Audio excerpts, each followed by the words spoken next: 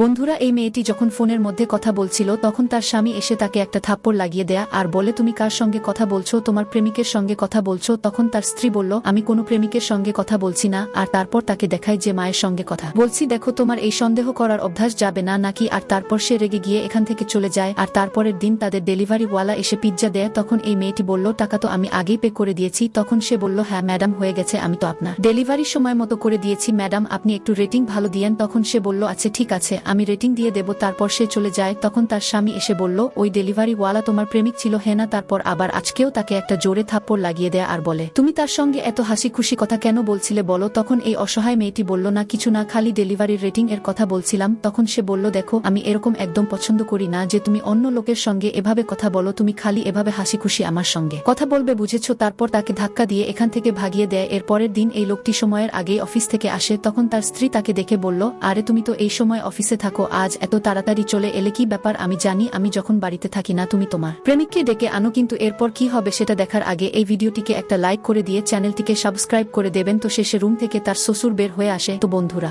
সন্দেহ একটা সম্পর্ককে ধ্বংস করতে পারে, কিন্তু বিশ্বাস সেটা গড়ে তোলে। ভালোবাসা মানে শুধু একসঙ্গে থাকা নয়, বরং একে অপরকে সম্মান করা, বুঝে নেওয়া আর বিশ্বাস করা। কেউ যখন তোমার প্রতি বিশ্বাস রাখে তখন সেটা ভাঙিও না। আর যদি কেউ তোমার বিশ্বাস ভাঙে তাহলে নিজেকে কখনো দোষ দিও না। তুমি দায়ী নও, তুমি শক্তিশালী, তুমি নিজেকে ভালোবাসো, আর সেটাই সবচেয়ে জরুরি।